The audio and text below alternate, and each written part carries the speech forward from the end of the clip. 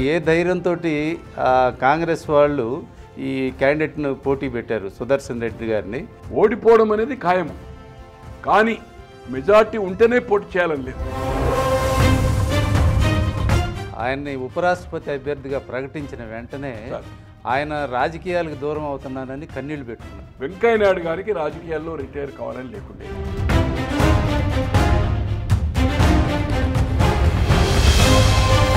రేపు జరిగే ఎన్నికల్లో ఎవరైనా పార్టీలను కాదని వ్యక్తిగతంగా ఓటేసే అవకాశం ఉందా? జగన్మోహన్ రెడ్డి గారిని ఎవ్వరూ రక్షించలేరు. ఈ ఓట్లేసినా ఏ ఓట్లేసినా డై కొట్టినా కూడా. So there is no question, he is going to the arrest maximum September last week. అంతే.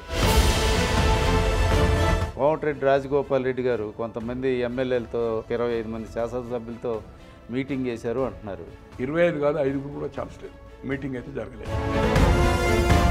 ఒక చీఫ్ మినిస్టరు సెక్యూరిటీ పోలీసులు లేకుండా యూనివర్సిటీకి వెళ్ళడం సాధ్యమా? నిజంగానే కరెక్ట్ నువ్వు అంటున్నావు. నెక్స్ట్ డిసెంబర్లో వస్తున్నాను అంటున్నావు. ఇది ఛాలెంజ్ చేయడానికి దంగలు కాదు. అక్కడ బందోబస్తు లేకుండా ముఖ్యమంత్రి పోలేడు. మరో 10 రోజుల్లో దేశంలో ఉపరాష్ట్రపతి ఎన్నికలు జరగబోతున్నాయి. ఇప్పటివరకు చాలామంది ఉపరాష్ట్రపతులు మన దేశాన్ని పరిపాలించి ఉండొచ్చు. అయితే మనం ఈసారి ఉపరాష్ట్రపతి ఎన్నికకి ఏంటి ప్రత్యేకత అని అంటారు. మన తెలుగు వాళ్ళు ఇప్పటివరకు వెంకయ్యనాయుడు గారు ఉపరాష్ట్రపతిగా పదవి బాధ్యతలు చేశారు. ఆయన తర్వాత మరలా ఈసారి పోటీలో కాంగ్రెస్ పార్టీ కూటమి అభ్యర్థిగా ఈసారి సుదర్శన్ రెడ్డి గారు పోటీ చేస్తున్నారు.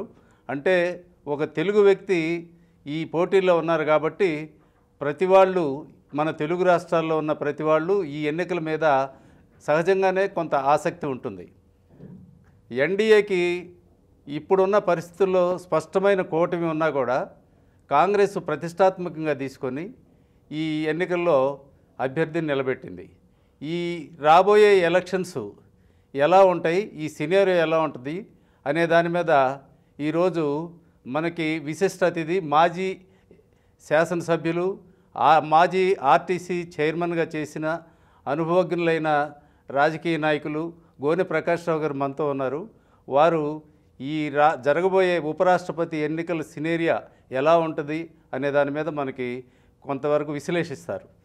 నమస్కారం. నమస్కారం అన్న. చెప్పండి, ఇప్పుడు మీరు ఢిల్లీ కూడా తిరిగి వచ్చినట్టున్నారు. అసలు అక్కడ రేపు రాబోయే ఉపరాష్ట్రపతి ఎన్నికల్లో ఎలా ఉంటుంది? ఎన్డీఏకి స్పష్టమైన మెజార్టీ కనపడుతుంది. 400 పైన. 422 and neutrals are 30. Yeah, that is TRS and Jaganmohan Reddy. ఇది 4, వాళ్ళది 10 ఓట్లున్నాయి. 14 అండ్ ఒరిస్సా ఏదో ఉంది సంథింగ్. అదే. మరి ఏ ధైర్యంతో కాంగ్రెస్ వాళ్ళు ఈ క్యాండిడేట్ను పోటీ పెట్టారు సుదర్శన్ రెడ్డి గారిని? దానికి మన తెలుగు రాష్ట్రాల్లో ఉండే రాజకీయ పార్టీలు కానీ ఏ లైన్ తీసుకోబోతున్నాయి? పోటీ అనేది ఏదైతుందో మీరు ఇంట్రడక్షన్లో చెప్పినట్టుగా ఇది మొదటిసారి కాదు. తెలుగు వివిగిరి కూడా తెలుగు వాడే. ఓకే. ఉపరాష్ట్రపతి అయ్యాడు, రాష్ట్రపతి, ఇండిపెండెంట్గా సపోర్ట్ కొన్ని పార్టీలు అప్పుడున్న భారతీయ జనసంఘం దీపం గుర్తు, సోషలిస్ట్ మర్రి చెట్టు, స్వతంత్ర పార్టీ చుక్క గుర్తు, తర్వాత బంగ్లా కాంగ్రెస్ ఏదైతుందో అజయ్ ముఖర్జీ అని బెంగాల్, అప్పుడు ఆయన చీఫ్ మినిస్టర్ కూడా కొంతకాలం చేశాడు. భారతీయ క్రాంతి దళాన్ని కాంగ్రెస్లో పోయి మన చరణ్ సింగ్ గారు తర్వాత అక్కడ చీఫ్ మినిస్టర్ అయ్యాడు, ప్రైమ్ మినిస్టర్ అయ్యాడు, డిప్యూటీ ప్రైమ్ మినిస్టర్ అయ్యాడు. సో ఈ విధంగా ఏదైతుందో 71 వరకు 69 అంటే 69 వరకే పోటీ జరిగింది. రాష్ట్రపతులు, ఉపరాష్ట్రపతులు. తర్వాత almost all total unanimous. Okay. Unanimous ఆటోమేటిక్గా యునానిమస్ అయింది. కానీ పోటీ అనేది ఏదైతుందో గతంలో ఇది పోటీ స్ట్రెంత్ ఉన్నా లేకున్నా ఒక యూనిటీ ప్రదర్శనకు కొన్ని పక్షాలు కలిసి ఏదైతుందో ఇవాళ ఇండియా కూటమి ఉంది. నెంబర్ ఆఫ్ డిసిషన్స్లో వాళ్ళ స్టేట్లు ఇప్పుడు ఎగ్జాంపుల్ కేరళ ఉంది. లెఫ్ట్ ఫ్రంట్, రైట్ ఫ్రంట్ రెండు అగెనెస్ట్ బీజేపీ. కేజ్రీవాల్ పంజాబ్లో కాంగ్రెస్ కేజ్రీవాల్ చేసింది, ఢిల్లీలో కాంగ్రెస్ చేసింది, but they are against BJP. తో అట్లనే నేషనల్ లెవెల్ వచ్చే వరకు కూటమి ఉంటుంది, రాష్ట్రాలు వచ్చే వరకు ఫైటింగ్ ఉంటుంది. ఇది నేచురల్ ఇది. తో ఈ ఎన్నిక ఏదైతుందో మెజార్టీ ఉంటేనే పోటీ చేయాలని లేదు. ఈ కూటమి ఒక స్ట్రెంత్ ఈ 9th వరకు ఈ 20 రోజుల ప్రచారంలో ఏదైతుందో మొత్తం అటెన్షన్ ఉంటుంది ఇష్యూస్ మీద. ఆ అభ్యర్థి మాట్లాడతాడు, అభ్యర్థికి మద్దతు ఇచ్చే వాళ్ళు మాట్లాడతారు, ఇష్యూస్ మాట్లాడతారు. ఇప్పుడు నో కాన్ఫిడెన్స్ మోషన్ ఉంటుంది సార్, మీరు senior journalist. No confidence motion అనేది 1/10. ఇప్పుడు ఇక్కడ 30 ఎమ్మెల్యేస్ ఉంటే ఎనఫ్, ఇక్కడ 294కు. కానీ స్ట్రెంత్ మోర్ 2/3 ఉన్నా కూడా నో కాన్ఫిడెన్స్ పెడతారు. నో కాన్ఫిడెన్స్ వచ్చే అవకాశం ఏంటంటే 4 రోజులు 5 రోజులు డిబేట్ ఉంటుంది. డిబేట్లో ఎవ్రీ సబ్జెక్ట్ని ఎక్స్పోజ్ చేయొచ్చు. అదే హౌస్ ఉంటుంది అనుకోండి, అది షార్ట్ నోటీస్ క్వశ్చను, తర్వాత మన నెంబర్ ఆఫ్ ఇష్యూస్ బైలాస్ ప్రకారం అడగాలి. అన్ని సబ్జెక్టులు అన్ని మాట్లాడడానికి అవకాశం ఉండదు, స్పీకర్ పరిధిలో ఉంటుంది. నో కాన్ఫిడెన్స్ మోషన్ అప్పుడు ఏదైతుందో every issue, law and order, price rise, corruption, anything you can talk. Budget మీద ఎట్లయితే మాట్లాడచ్చు, ఓన్లీ బడ్జెట్ కాక అదర్ సబ్జెక్ట్ కూడా మాట్లాడచ్చు అపోజిషన్ లీడర్. కానీ వేరే సందర్భంలో మాట్లాడే అవకాశం ఉండదు. కనుక నో కాన్ఫిడెన్స్ మోషన్ అనేది ఆ ప్రభుత్వాన్ని వెలుగెత్తి చూపడానికి it is in the records. కొన్ని 100,000 సంవత్సరాలు, ఇంతకుముందేమో ప్రింట్ చేసేవాళ్ళు, ఇప్పుడు సీడీలు చేసి పెడతారు. కొన్ని 100 సంవత్సరాలు లైబ్రరీలో ఉంటుంది. It is in the record ఉంటుంది, అసెంబ్లీ రికార్డ్. అలాగే ఈ పోటీ అనేది ఏదైతుందో ఓడిపోవడం అనేది ఖాయము. కానీ రాష్ట్రపతి ఎన్నికల్లో పాలకపక్షము మెజార్టీ, అబ్సల్యూట్ మెజార్టీ ఉండే, అయినా రాష్ట్రపతి అభ్యర్థిగా 69లో మన తెలుగువాడు నీలం సంజీవ్ రెడ్డి ఓడిపోయాడు. మళ్ళీ తర్వాత 77లో స్పీకర్ అయి తర్వాత జనతా ప్రభుత్వం వచ్చిన తర్వాత అభ్యర్థి యునానిమస్గా ఎన్నికాడు. 69, 77 అంటే ఆఫ్టర్ 8 years ఆయన రాజకీయాలు విరమించుకొని 69 తర్వాత అనంతపూర్లో వ్యవసాయ క్షేత్రంపై 77లో జనతా ఎమర్జెన్సీ తర్వాత ఎన్నికలు వచ్చిన తర్వాత ఆంధ్రప్రదేశ్లో 42 స్థానాల్లో ఒకే స్థానం నంద్యాల నుంచి వెంకట సుబ్బయ్య, మాజీ కేంద్ర మంత్రి అప్పటికి, అతన్ని ఓడించి ఎన్నికయ్యాడు, స్పీకర్ అయ్యాడు. స్పీకర్ అయిన తర్వాత 4 నెలలకే ఎన్నికొచ్చింది ఏదైతుందో రాష్ట్రపతికి ఏదైతుందో యునానిమస్ అయ్యాడు. ఓటమి మాత్రం కాంగ్రెస్ అభ్యర్థి ఓడిపోయాడు. ఇప్పుడున్న ప్రకారం స్ట్రెంత్ ప్రకారము 422 ఉన్నది, వీళ్ళకు 340 ఎంతో ఉంది. న్యూట్రల్స్ 30 మంది ఉన్నారు. దాంట్లో జగన్మోహన్ రెడ్డి గారు 4 లోక్సభ అనుకుంటా, 3-4, 6 రాజ్యసభ. 10 మంది తీసేయండి, 4 బయటకు, 11 ఉంటే 4 బయటకు వెళ్ళిపోయారు. ఒకళ్ళు రాజీనామా చేశారు, 3 పార్టీలకు వెళ్ళి చేస్తే ఎలక్ట్ అయ్యారు. విజయసాయి రెడ్డి అయితే రాజ్యసభకే రాజీనామా చేశాడు. వాళ్ళు ఇచ్చిన బీజేపీ తీసుకుంది అనుకోండి, అది సభరత కృష్ణయ్య గారికి వచ్చింది. సో 10 మంది కౌంట్ చేయద్దు, ఈజ్ బీజేపీ నామినీ. బీజేపీ వాళ్ళు పంపితే ఆయన చేశాడు. ఈయన 6 సాలిడ్గా ఉన్నారు, ప్లస్ 3-4 లోకసభ 9. ఇక్కడ లోకసభ 0 చంద్రశేఖర్ గారికి, 4 రాజ్యసభ. ఒకరు ఖమ్మం పారిశ్రామికవేత్త గ్రైనెట్ రవి, తర్వాత అదే ఖమ్మం అతను, తర్వాత సురేష్ రెడ్డి గారు, దామోదరరావు గారు, 4 + 10. ఇప్పుడున్న సిచ్యువేషన్లో విక్టరీ అనేది ఈజీ, ఏ పరిస్థితిలో ఉండదు. కానీ ఇదేతుందో యునైట్, ఒక ఇండియా కూటమి ఏదైతుందో యునైట్గా ఉందా లేదా, మన స్ట్రెంత్ ఎంత, దీంట్లో ఏమైనా లుకలుకలు ఉన్నాయా అనే దాన్ని పరీక్ష చేయడానికి కోసం, పాలక పక్షాన్ని ఎక్స్పోజ్ చేయడానికి కోసము పెట్టారు. అతను కాంగ్రెస్ పార్టీ అభ్యర్థి కాదు, ఈజ్ ఏ కూటమి అభ్యర్థి. హైకోర్టు జడ్జి ఉండే, సుప్రీంకోర్టు ఉండే, తర్వాత గోవాకి ఏదైతుందో లోక్ అదాలత్కు ఉండే. But is a left ideology.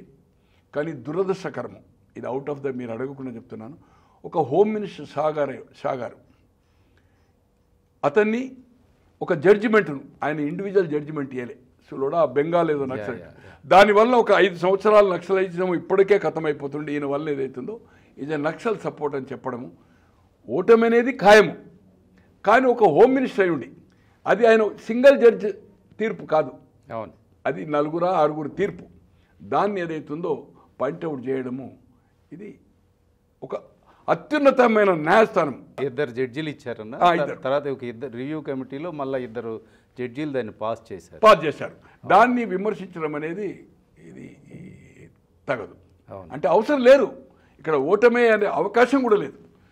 అంతరాత్మ అని అన్నాడు సుదర్శన్ రెడ్డి గారు, అంతరాత్మ మీద ఓటేయమని అడిగాడు. బట్ నేను అనుకోను కదా, అంటే కూటమి నుంచి బ్రేక్ అయ్యి క్వశ్చనే లేదు. వాళ్ళ ఎన్డీఏ కూటమి 422 కాక ఎబో. ఈ న్యూట్రల్స్ కూడా ఆల్రెడీ జగన్మోహన్ రెడ్డి గారి పార్టీ డిక్లేర్డ్. కేసీఆర్ గారు కూడా అయితే సపోర్ట్ చేస్తాడు. ఇండియా కూటమికి అయితే నేను అనుకోని సపోర్ట్ చేయడు. ఈ మేబీ ఎన్నికలకు ఆబ్సెంట్ ఉంటాడు, బహిష్కరిస్తాడు, న్యూట్రల్ స్టాండ్ ఉంటాడు. ఓటింగ్కు పార్టిసిపేట్ కారు 4 ఓట్లు. ఆల్రెడీ కేటీఆర్ చెప్పాడు, చిల్లర పార్టీ థర్డ్ క్లాస్ పార్టీ అన్నాడు. కేటీఆర్కు ఒక ఎడ్యుకేటెడ్ మంత్రిగా చేశాడు 10 ఏళ్ళు. 2009 ఎమ్మెల్యే అయ్యాడు. 2009, 14, 18, 23 4 సార్లు ఎమ్మెల్యే అయ్యాడు. ఈరోజు కాంగ్రెస్ పార్టీ స్వాతంత్రం కోసం పోరాటం చేసింది. మోతీలాల్ నెహ్రూ హయ్యెస్ట్ పేడ్ బారిస్టర్. లక్షలు ఈరోజు మార్కెట్ రేట్ల ప్రకారం లక్షల కోట్ల రూపాయల ప్రాపర్టీలు జాతికి అంకితం చేశారు. ఈరోజు నెహ్రూ గారి క్యాబినెట్లో ఇందిరాగాంధీ గారు లేరు, ఇందిరాగాంధీ గారి క్యాబినెట్లో రాజీవ్ గాంధీ గారు లేరు. సోనియా గాంధీ గారు 91లో అవకాశం వచ్చిన ప్రధాన పదవి వదులుకుంది. ఏఎస్సీ ప్రెసిడెంట్ గారు 243 సీట్లు వచ్చినాయి, పివి గారికి ఇచ్చింది. 2004లో 9లో యూపీఏ చైర్పర్సన్గా ఉండి 2 సార్లు మళ్ళీ ప్రధానమంత్రి అవకాశం, అంటే 3వసారి కూడా వచ్చింది. రాహుల్ గాంధీ గారికి అవకాశం ఉంటే, కానీ మీరు అట్లా చేయలే కదా. దళితుని చేస్తాను ఇవాళ బీసీని ఎందుకు పెట్టలే, కంచాయిలను ఎందుకు పెట్టలే. అరే ఉపరాష్ట్రపతి రాష్ట్రపతి ఇది జాతీయ దాంట్లో చూస్తారు. ఉపరాష్ట్రపతి అనే అతను వెల్ క్వాలిఫైడ్ ఉండాలా, అయితే లా గ్రాడ్యుయేట్ ఉండాలి, లేదా చదువుకొని ఒక పోస్ట్ గ్రాడ్యుయేట్ అయ్యి, ఎందుకంటే is the chairman of vice president chairman of Rajya Sabha. ఇక్కడ లెక్క ఇమ్మీడియట్గా వాళ్ళను ఎక్స్పోజ్ చేయడము హౌస్ అంతా ఉండదు. అక్కడ నెల రోజులు గొడవ చేసిన నెల రోజులు అర్జెంట్ అయితే తప్పితే సస్పెండ్ చేయడానికి వీల్లేదు లోక్సభ రాజ్యసభ. తో అటువంటిది ఏదైతుందో అటువంటి భాష మాట్లాడి ఈరోజు ఏదైతుందో ఆ ఒక స్థాయిని కంచి అయిలే ఏంటిది, కంచి అయిలే ఎందుకు ఇస్తుంది? ఇది కాంగ్రెస్ పార్టీ చేసింది కాదు, కూటమి ఒక అభ్యర్థి అతనికి ఉన్న క్వాలిఫికేషను దీనికి సూట్ అవుతారనే పద్ధతిలో పెట్టాడు. తో 69 మీరు అడిగారు కనుక చెప్తున్నాను. 69లో ఏదైతుందో ఇందిరాగాంధీ గారు 66లో ప్రధాని అయ్యారు. 67లో బోటాబోటీగా సీట్లు వచ్చాయి. నార్త్లో యూపీ కానీ బీహార్ కానీ బెంగాల్ కానీ తర్వాత మధ్యప్రదేశ్లో కాంగ్రెస్ ప్రభుత్వాలు లేవు. అక్కడ ఒక చరణ్ సింగ్ లీడ్ బై ప్రభుత్వం, అక్కడ అజయ్ ముఖర్జీ, ఇక్కడ వేరే అన్ని కూటమి కర్పూరి ఎవరు ఉండ్రి మొత్తానికి. తో ఆమె ఏం చేసిందంటే 69లో జకీర్ హుసేన్ చనిపోవడం జరిగింది 2.5 ఇయర్స్కి. ఆ ఎన్నిక అనివార్యమైంది 67లో. 69లో సంజీవ రెడ్డి గారు ఏదైతుందో బెంగళూరులో వర్కింగ్ కమిటీలో ఉంటుంది డిసైడ్. అప్పుడు ఆమెకు మెజార్టీ లేదు. సంజీవ రెడ్డి గారిని నామినీ చేశారు Morarji Desai and Atul Ghosh, S K Patil, Kamaraj, Nijalingappa AICC president. అప్పుడు కాంగ్రెస్ పార్టీ అప్పుడు కాడెడ్లు వర్కింగ్ కమిటీలో 1 ఓటు తోటి. ఈమెకి యంగ్ టర్క్స్ చంద్రశేఖర్ గారు ప్రధాని అయ్యారు, కృష్ణకాంత్ ఇక్కడ గవర్నర్ అయ్యారు, అప్పుడు ఎంపీ ఉండే, రామ్దన్, 4 ఫేమస్ వాళ్ళు, దాంట్లో 3 వర్కింగ్ కమిటీ ఉండే. వాళ్ళు యంగ్ టర్క్స్ చేసినా కూడా ఆమెకు మెజార్టీ రాలే. సంజీవ రెడ్డి గారు నామినేషన్ ప్రధానిగా ఫైల్ చేశారు. ఓ 10 సెట్లు ఇచ్చింది అనుకోండి, స్వయంగా సంతకం పెట్టి ఫైల్ చేసింది. కానీ నేను కొన్ని రిఫార్మ్స్ చేయాలనుకుంటే దాని తర్వాత రిఫార్మ్స్ కూడా చేసింది అనుకోండి. బ్యాంక్స్ నేషనలైజ్, గరీబీ హటావో, బంగ్లాదేశ్ పాకిస్తాన్ యునైట్ ఉండే, అప్పుడు ఆ వార్లో బంగ్లాదేశ్ సపోర్ట్ చేసి బంగ్లాదేశ్ డివిజన్ అయిపోయింది, రాజభరణం రద్దు చేసింది, గరీబీ హటావో ఉంది. ఇటువంటి ఒక మార్పులు చేయాలన్నప్పుడు ప్రెసిడెంట్ కోఆపరేట్ చేయాలి కొన్ని ఆర్డినెన్స్ చేసినప్పుడు. ఇప్పుడు ఎమర్జెన్సీ ఉంది, ఎమర్జెన్సీని ఇంపోజ్ చేసింది ప్రెసిడెంట్. ఆ రోజు ఫక్రుద్దీన్ అలీ అహ్మద్ ఉండడంలో సాధ్యమైంది, అదర్వైజ్ కాకుండే. తో 69లో ఏమైందంటే సంజీవ్ రెడ్డి నామినేషన్ వేసింది. మిత్రపక్షాలైన అంటే అపోజిషన్ ఆ రోజున్న స్వతంత్ర పార్టీ చుక్కగుర్తు, సోషలిస్ట్ మర్రి చెట్టు, తర్వాత ఓల్డ్ కాంగ్రెస్ కాదు మన దీపం గుర్తు జనసంఘం, తర్వాత భారతీయ క్రాంతికాల అజయ్ ముఖర్జీ అండ్ మన బీకేడి భారతీయ క్రాంతికాల చరణ్ సింగ్, వీళ్ళంతా సపోర్ట్ చేశారు. Third candidate C D Deshmukh, CPI, CPM and forward bloc వామపక్షాలు ఒక క్యాండిడేట్, 3 మధ్యలో ఫైట్. వివిగిరి అప్పటి వరకు ఉపరాష్ట్రపతి ఉండే. జాకీర్ హుసేన్ చనిపోయిన తర్వాత యాక్టింగ్ ప్రెసిడెంట్ అయ్యాడు 3 నెలలు. అయిన తర్వాత జనరల్గా అంతకంటే ముందు వైస్ ప్రెసిడెంట్ అయిన వాళ్ళే రాజేంద్ర ప్రసాద్ రాధాకృష్ణన్, వైస్ ప్రెసిడెంట్ అయిన వాళ్ళే రాష్ట్రపతులు అయ్యారు.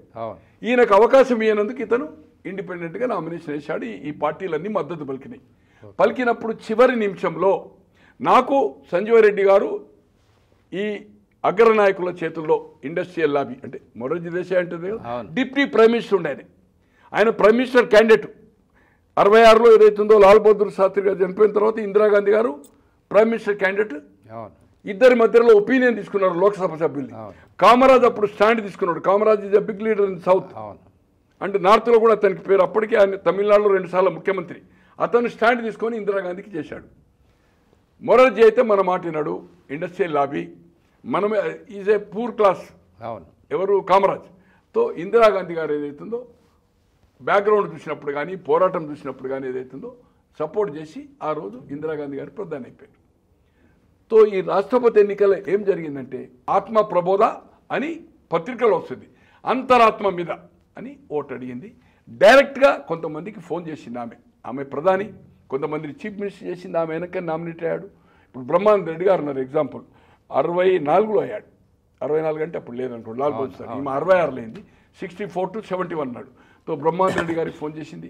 చెన్నారెడ్డి గారు ఏదైతుందో అప్పుడు తెలంగాణ ఉద్యమం స్టార్ట్ అయింది 69 జనవరిలో. మార్చిలో ఆయన టీపీఎస్ ప్రెసిడెంట్ అయ్యాడు. 4 లోకసభ సభ్యులు. అప్పుడు ఈ పార్టీ మార్పుడు ఇది డిఫెక్షన్ లేదు. నారాయణ రెడ్డి గారు అని నిజామాబాద్ ఇండిపెండెంట్ గెలిచింది 67లో. మేల్కోటే అని హైదరాబాద్. తర్వాత రమాపతిరావు గారని కరీంనగర్ 57, 62, 67 2 సార్లు గెలిచాడు. తర్వాత రాజా రమేశ్వరరావు ఆఫ్ మహబూబ్ నగర్. ఈ 4 లోక్సభ సభ్యులు ప్రత్యేక తెలంగాణ టీపీఎస్లో ఉన్నారు. అప్పటి వరకు గౌతుల్ వచ్చాను ఇక్కడ అపోజిషన్ లీడర్ 67 నుంచి 69 మార్చి వరకు ఓకే 30 మంది ఎమ్మెల్యేలు అయ్యారు. దాంట్లో ఈశ్వరిబాయి, గీతారెడ్డి తల్లి, పురుషోత్తమరావు గారు 2 సార్లు ఇండిపెండెంట్ అయ్యాడు. కాంగ్రెస్ అయ్యి R&B మినిస్టర్ చేశాడు కదా పురుషోత్తమరావు గారు, ఇది వరంగల్. వీళ్ళందరూ కలిసి ఏదైతుందో మాణిక్యరావు గారు, రాజారాం గారు, అంజయ్య గారు, హైగ్రావచారి, వీళ్ళందరూ కలిసి 30 మంది కూటమైతే అప్పుడు ఫ్లోర్ లీడర్ అవుతుందో నూకల్ రామచంద్రరెడ్డి గారు అని వరంగల్ ఫేమస్ నాయకుడు సురేందర్ రెడ్డి గారు, అతను అయ్యాడు. ఆమెకు ఫోన్ చేశాడు. ఇది ఆగస్ట్ ఎన్నిక. చెన్నారెడ్డి గారు అన్నాడు తెలంగాణ ఇష్యూ రాష్ట్రపతి ఎన్నికైన తర్వాత నేను ఐ విల్ సాల్వ్. అప్పుడు టీపీఎస్ టేకెన్ ఎ స్టాండ్. 30 మంది ఎమ్మెల్యేలు, 4 లోక్సభ సభ్యులు కూడా ఏదైతుందో దే సపోర్టెడ్ ఆఫ్ వివిగిరి. అలాగే అంతరాత్మ అనే నినాదం మీద లాస్ట్ కౌంట్లో వివిగిరి గారు గెలిచారు, సంజీవ్ రెడ్డి గారు ఓడిపోయారు. అంటే ఎన్నిక అనేది మీకు ఏదైతుందో అప్పుడు ప్రైమ్ మినిస్టర్కి ఒక స్టాండ్ తీసుకున్నది. నామినేషన్ ఫైల్ చేసి కాంగ్రెస్ అభ్యర్థిని ఆమె ఓడించింది. దాని తర్వాతనే మొరార్జీ దేశాయ్ డిప్యూటీ ప్రైమ్ మినిస్టర్గా స్టెప్ డౌన్ అయిండు. అప్పుడు ఏదైతుందో కాంగ్రెస్, కొత్త కాంగ్రెస్ ఇందిరాగాంధీ, పాత కాంగ్రెస్ ఇదైంది. సింబల్ కార్డెడ్ ఉండే, సింబల్ డిస్ట్రిబ్యూట్ అయింది. అయినాక తర్వాత 71 ముందస్తు ఎన్నిక అయింది. అప్పటి వరకు 52, 57, 62, 67 అయింది. ఒక 1 year బిఫోర్ ముందస్తు స్నాప్ పోల్కి ఏదైతుందో ఇందిరాగాంధీ పోయింది. అప్పటి వరకు బంగ్లాదేశ్, పాకిస్తాన్ డివిజన్ అయింది, రాజాపురం రద్దు చేసింది, గరీబీ హఠావ్ ఉంది, బ్యాంక్స్ నేషనలైజ్ చేసింది, రిఫార్మ్స్ చేసి వివిగిరి ప్రెసిడెంట్గా ఉండి ఈ వీళ్ళు అగ్రి అంటే కొంత పెండింగ్ పెట్టవచ్చు కదా. తో ఎన్నికలకు పోయి అప్పుడు ఆవు దూడ వాళ్లకు రాట్నం. మళ్ళీ 78 జనవరిలో ఆవు దూడను స్ప్లిట్ చేసింది జనతా ప్రభుత్వ కాలంలో. ఇక్కడ చెన్నారెడ్డి గారి నాయకత్వంలో గెలిచింది చేయి గుర్తు, వాళ్ళది ఆవు దూడైంది. అక్కడ Brahmananda Reddy all India president, Vijayabhaskar Reddy రాష్ట్రంలో, Vengal Rao chief minister with Congress 6లో ఉండే రెడ్డి కాంగ్రెస్. తో అక్కడ కర్ణాటకలో వచ్చింది. 79లో దేవరాజర్స్ డిఫర్ అయి బ్రహ్మానంద రెడ్డి ప్లేస్లో ఆయన ప్రెసిడెంట్ అయ్యాడు. దాన్ని అర్స్ కాంగ్రెస్ అన్నాం. 80లో 28 లోక్సభ ఓడిపోగానే శరద్ పవార్ ప్రెసిడెంట్ అయిన రాజీనామా ఇచ్చిండు, గుండూరావు చీఫ్ మినిస్టర్ అయ్యాడు, శరద్ పవార్ అయింది. 84 తర్వాత శరద్ పవార్ రాజీవ్ గాంధీ ప్రైమ్ మినిస్టర్ అయిన తర్వాత మెర్జ్ చేసిండు. ఇప్పుడు only Congress, Indian national Congress that is అంటే 78 జనవరి 1 ఫామ్ అయింది అలాగే మీరు అన్నట్టుగా గతంలో ఎన్నిక జరిగింది, ఓటమి జరిగింది. ఇక ఆ ఎగ్జాంపుల్స్ అవసరం లేదనుకోండి. 78 కంటే ముందు ప్రెసిడెంట్కి ఎన్నికలు జరిగినాయి, వైస్ ప్రెసిడెంట్కి జరిగినాయి. తర్వాత మాత్రం 77 నుంచి ఆల్మోస్ట్ ఆల్ యునానిమస్. ఈ ఉపరాష్ట్రపతికి ఏం పెద్ద అధికారాలు ఏమి ఉండవు కదా, దీనికి ఇంత ప్రతిష్టాత్మకంగా తీసుకొని క్యారెక్టర్ మీద, వ్యక్తుల మీద కామెంట్లు చేయాల్సినంత ప్రచారం చేయాలి. అది నేను సార్, ఆయన ఆకాశం, నేను భూమి, నేను ప్రస్తావన అంటే అభిప్రాయం సార్.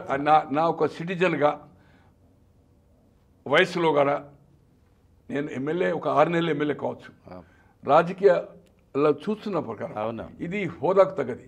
మీరు అన్నట్టుగా ఇది ఏదైతుందో రాష్ట్రపతికి ఏమి అధికారాలు లేవు అనేది ఉపరాష్ట్రపతి అనేది తప్పు. Is a chairman of Rajya Sabha. Speaker is ఒక సందర్భంలో కొన్ని నిర్ణయాలు ఏదైతుందో ఈరోజు ఏ కాంట్రవర్సీ, ఈరోజు ఉపరాష్ట్రపతి ఎందుకు రాజీనామా ఇచ్చిండన్న అదే అదే ఇట్స్ అ కాంట్రవర్సీ. ఒకటి అడ్మిట్ చేసి నిన్న నారాయణ మాట్లాడుతున్నాడు. అయితే సాయంత్రం 6 వరకు డ్యూటీ చేసి తర్వాత మాయమైపోయాడు. అసలు ఏమైంది, ఏం జరిగిందని అవన్నీ స్టోరీలు వచ్చాయి. అదంతా లెంతీ అవుతుంది. మనం ఒక 2 గంటలు అదే స్టోరీ. అవును.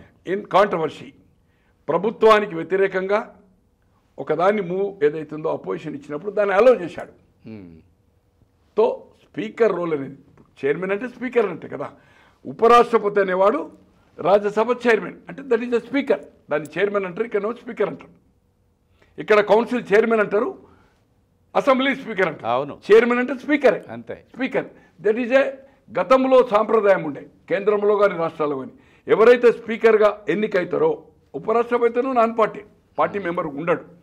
తో ఆ స్పీకర్ పదవికి, ఆ పార్టీ పదవికి, పార్టీలో సభ్యత్వానికి రాజీనామా ఇచ్చి ఇండిపెండెంట్గా బిహేవ్ చేసేవాళ్ళు.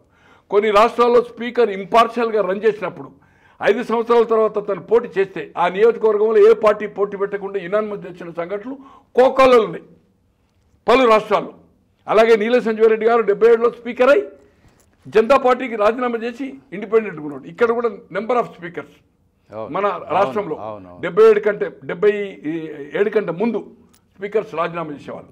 ఇంపార్షియల్గా ఉండాలంటే పార్టీ సభ్యత్వం అంటే పార్టీ మీటింగ్. స్పీకర్స్ కూడా ఇప్పుడు పోతున్నారు. వాళ్ళ నియోజకవర్గంలో కొన్ని ఫంక్షన్స్ తప్పితే రాజకీయ ప్రసంగాలు కౌన్సిల్ చైర్మన్ కానీ స్పీకర్ కానీ.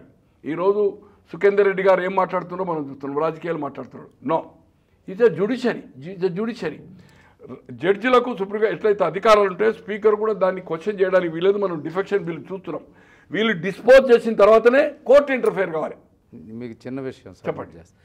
ఈ మధ్య నేను వెంకయ్యనాయుడు గారిని ఇంటర్వ్యూ చేసినప్పుడు ఆయన 2 సందర్భాల్లో నేను కన్నీళ్లు పెట్టుకున్నానని ఇప్పుడు మీరు చెప్పారు చూశారు.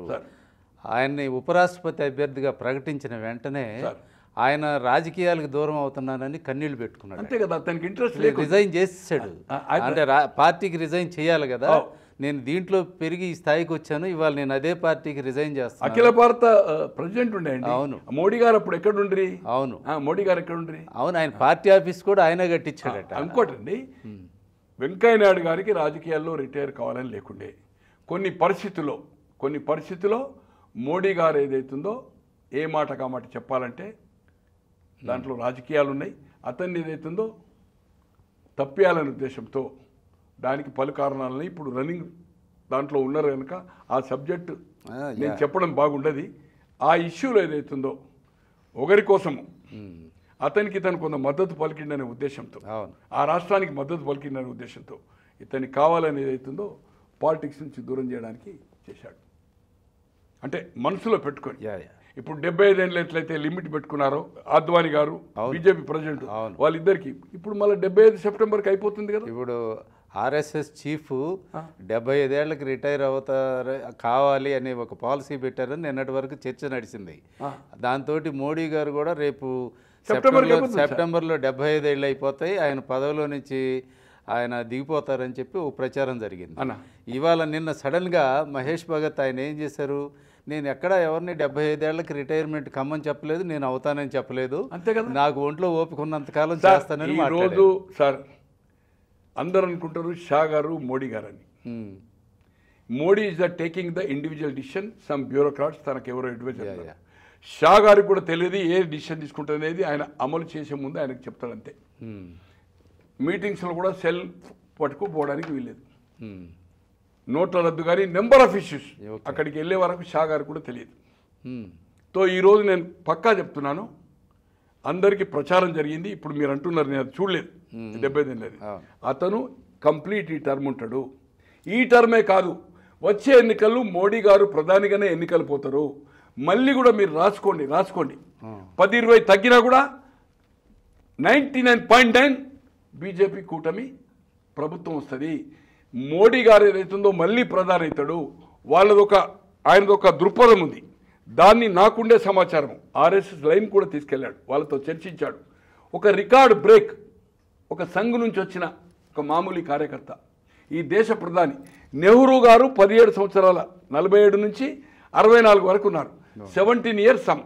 దాన్ని క్రాస్ చేయాలి. క్రాస్ అయినాక ఇతను అంటే దాదాపు మళ్ళీ ఎన్నికల్లో ప్రధాని అయి 2.5 ఇయర్స్ వరకు ఏదైతుందో నెహ్రూ గారిది ఒక రోజు ఆయన కంటే ఎక్కువ చేసింది. ఇక రికార్డ్ బ్రేక్ నా భూతో నా భవిష్యత్తు మీరు చూడరు, నేను చూడరు, 1000 సంవత్సరాల వరకు అన్ని సంవత్సరాలు పరిపాలించే అవకాశం లేదు. ఒక చరిత్రలో రాయబడాలనేది ఆయన ఒక ఉద్దేశం మోడీ గారిది.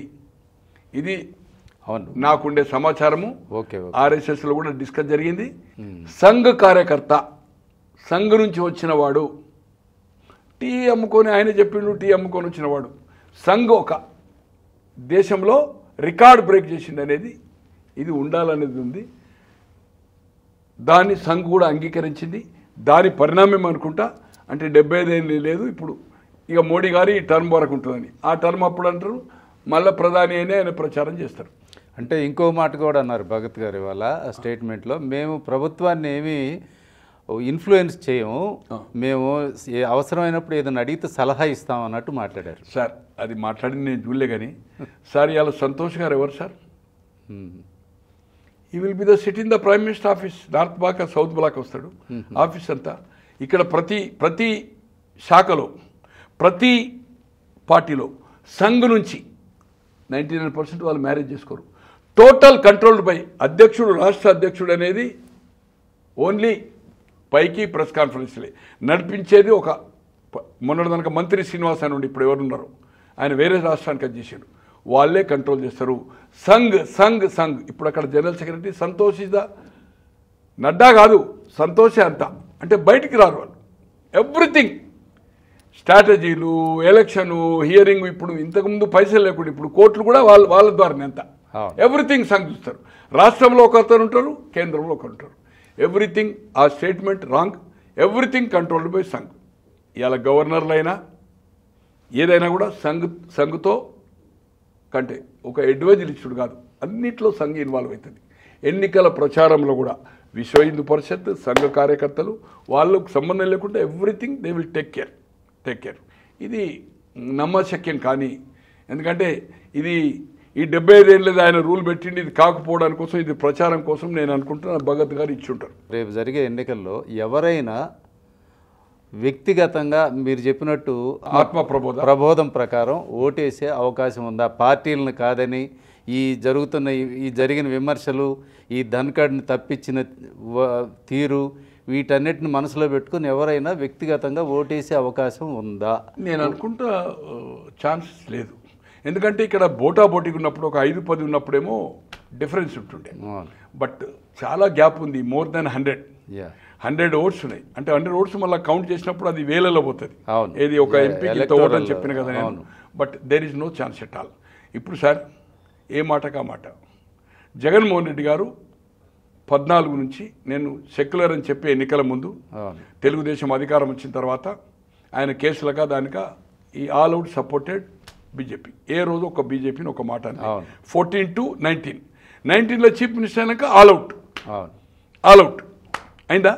తర్వాత ఏదైతుందో ఇప్పుడు ఆయనకు ఒక 9-10 ఓట్లు ఉన్నాయి, ప్లస్ ఏదైతుందో 11 ఎమ్మెల్యేలు ఉండొచ్చు. ఇప్పటి వరకు బీజేపీని పల్లెత్తు మాట అనలే. ఈయన ఈ కూటమిలో ఉన్నప్పుడు రేపు రాబోయేది ఆల్రెడీ అనౌన్స్ చేస్తున్నాడు పవన్ కళ్యాణ్. మాది 15 ఏళ్ళు ఉంటుంది ఈ కూటమి ఇచ్చినాం కాదని. నీవు ఒక స్టాండ్ తీసుకోవాలి కదా. అయితే ఇండియా కూటమి ఉండాలి, అయితే బహిష్కరించాలి. ఏది లేకుంటే ఏదైతుందో ఒక నిర్ణయం తీసుకున్నారంటే కేసుల కోసం. ఇవాళ కేసీఆర్ కూడా ఆశ్చర్యపోవద్దు మీరు. కేసీఆర్ గారు కూడా రేపు ఏదైతుందో నిర్ణయం తీసుకుంటే, ఓట్లు వేయడానికి నిర్ణయం తీసుకుంటే ఆశ్చర్యపోవద్దు. ఎందుకంటే ఆయన బిడ్డ మీద కేసులు ఉన్నాయి, వాళ్ళ మీద ఉన్నాయి.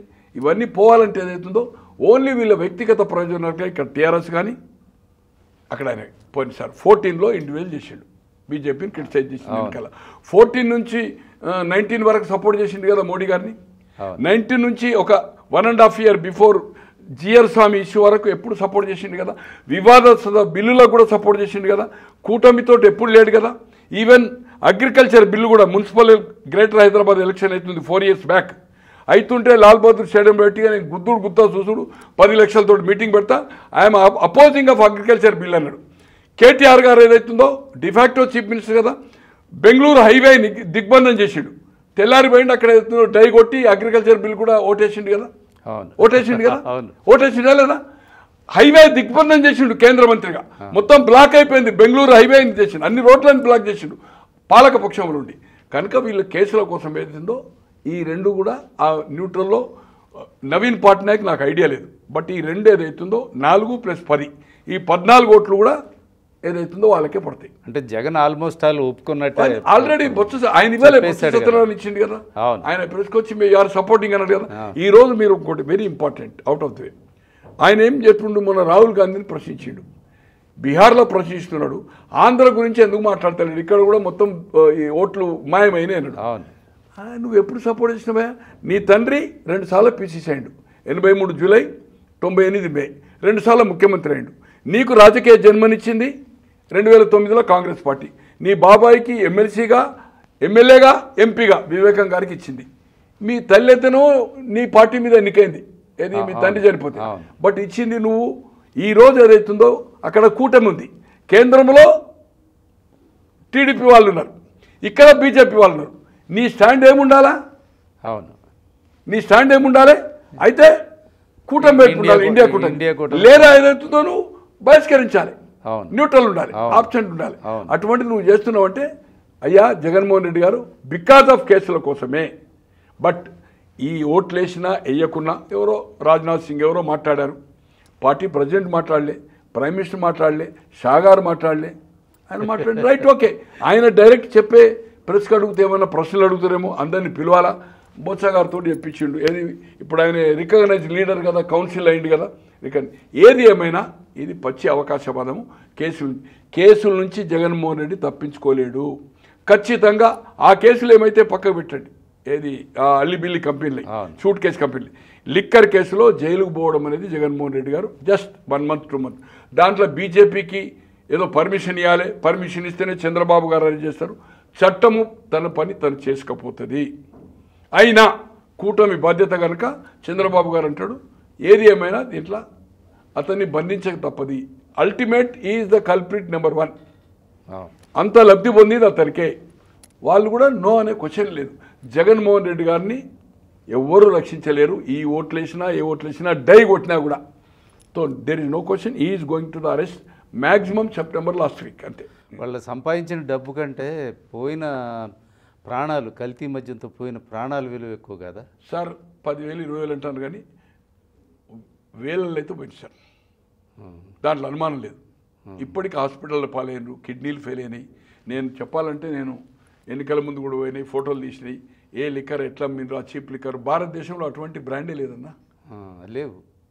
మ్యాక్డల్ విస్కీ అనేది మీకు కన్యాకుమారి టు కాశ్మీర్ వరకు దొరుకుతుంది. యూబీ బీర్, కింగ్ ఫిషర్ ఇప్పుడు కాదమ్మది, మేము 65 నుంచి చూస్తున్నాం, 65 నేను 10th క్లాస్. అటువంటిది లేదు.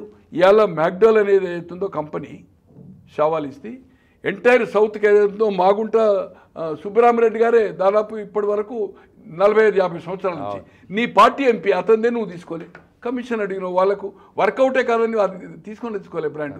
ఎక్కడ లేని విచిత్రాలు బరిపెట్టు సార్.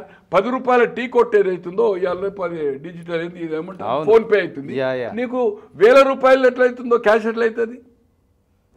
ఎందుకు చేసినట్టు? దానివల్ల ఇప్పటి వరకు ఒక్క క్లారిఫికేషన్ ఇవ్వలే. ఇది క్యాష్ ఎందుకు చేసినాము, దానివల్ల ఏం నష్టం, దీనివల్ల ఏం లాభం అనేది ఎక్కడన్నా ఉందా? లేదు కదా. Open sir. దీంట్లో సార్ 100,000 కోట్ల రూపాయల ట్రాన్సాక్షన్ జరిగింది, కిక్ బ్యాక్ జరిగింది, డబ్బులు అల్టిమేట్ అక్కడ పోయినాయి. ఆయన ఇప్పుడు సార్ కోర్టులు ఇప్పటి వరకు బెయిలిస్తలేవు కదా సార్. ఎందుకు అతను అరెస్ట్ చేయలేదు సుప్రీంకోర్టు అడిగింది కదా సార్ గవర్నమెంట్ను. అసలు సెంట్రల్ గవర్నమెంట్ ఇన్వాల్వ్ కావటం గమ్మత్తుగా లేదు. లేదు సార్. దీంట్లో వాళ్ళు ఇదంతా ఆయనే ఏదో సేవ్ చేస్తున్నానే ప్రచారం కొన్ని సోషల్ మీడియాలో వస్తుంది, కానీ BJP will not interfere. Chandrababu గారు తొందరపడడం లేదు. 5 ఏళ్ళు మన ప్రభుత్వం ఉంటుంది. ఆదరబాదరగా కక్ష సాధింపు చర్య ఉండద్దు. 1 by 1 అన్నీ ఎస్టాబ్లిష్ అయినాకనే అరెస్టుకు చేయాలి. దాంట్లో ఇంటర్ఫియర్ కావద్దని ఉండే పవన్ గారు కానీ, లోకేష్ గారు కానీ, చంద్రబాబు గారు కానీ వాళ్ళ దృఢ నిర్ణయము. ఇప్పటి వరకు జరిగినవన్నీ ఆదరబాదరగా జగన్మోహన్ రెడ్డి గారి పీరియడ్ ఏదైతే చేసిండ్రో, తలుపులు వలగొట్టి చుట్టూ ఏదైతుందో గోడలు దునికి, అటువంటిది ఏమి చేయలేదు. తో చట్టము ఇవాళ కాకుండా రేపు ఖచ్చితంగా 1 by 1 ఎస్టాబ్లిష్ అవుతుంది. Ultimate Jagan going to the arrest. దాంట్లో అనుమానం. అతను అసలు మద్యం అమ్మిన విధానం చూసినప్పుడు యూపీఐ పేమెంట్లని సెంట్రల్ గవర్నమెంట్ సపోర్ట్ చేసి అదే మొత్తం విధానాన్ని పెట్టిందే సెంట్రల్ గవర్నమెంటు. మామూలుడు ఎవడన్నా 2 లక్షలకు మించి డ్రా చేయాలంటే 100 లెక్కలు చెప్పాలి. మరి ఇంత బిజినెస్ ఇది మొత్తం అది బ్లాక్ చేసేసి మొత్తం ఓన్లీ క్యాష్ ట్రాన్సాక్షన్ ఎందుకు జరుగుతుంది అనేది పైనుంచి చూడరా సార్. ఇప్పుడు ఈడీ అనేది మరి ఏదన్నా ఎక్సైజ్ పాలసీ కానీ, లా అండ్ ఆర్డర్ కానీ, లోకల్ బాడీ ఎలక్షన్ కానీ, ఇప్పుడు సర్పంచ్ సింబల్లెస్. ఈవెన్ ఎలక్షన్ జరపాలి కానీ మండల్ టీసీ, జడ్పీటీసీ కూడా రాష్ట్రాలనుకుంటే వితౌట్ సింబల్ చేయొచ్చు. అవును సార్, మండల వ్యవస్థ సమితిని మండల వ్యవస్థ తెచ్చింది మొదటిసారిగా బీసీలకు, మహిళలకు ఇచ్చి 300 సమితిలు 1096 చేసిన వాళ్ళు రామారావు గారే. అవును రాజీవ్ గాంధీ గారు చట్టం తెచ్చింది 87 అయిన తర్వాత. ఏది ఎలక్షన్ జరగాలి, సెంట్రల్ ఫండ్స్. బట్ సింబల్ మీద ఉండాలా, నాన్ సింబల్ మీద ఉండాలా అనేది local bodies the power to the state government. ఇప్పుడు సర్పంచ్ కూడా సింబల్ పెట్టచ్చు అనుకుంటే. ఇప్పుడు మండల్ టీసీ, జడ్పీటీసీలో కూడా సింబల్ చేయొచ్చు. మున్సిపల్ కార్పొరేషన్స్ కూడా సింబల్ లేకుండా చేయొచ్చు. బట్ ఏది ఏమైనా దాంట్లో సెంట్రల్ గవర్నమెంట్ ఏ పాలసీ పెట్టినా క్యాష్ ట్రాన్సాక్షన్ అది అడగలేదు సార్, అది అడగలేదు.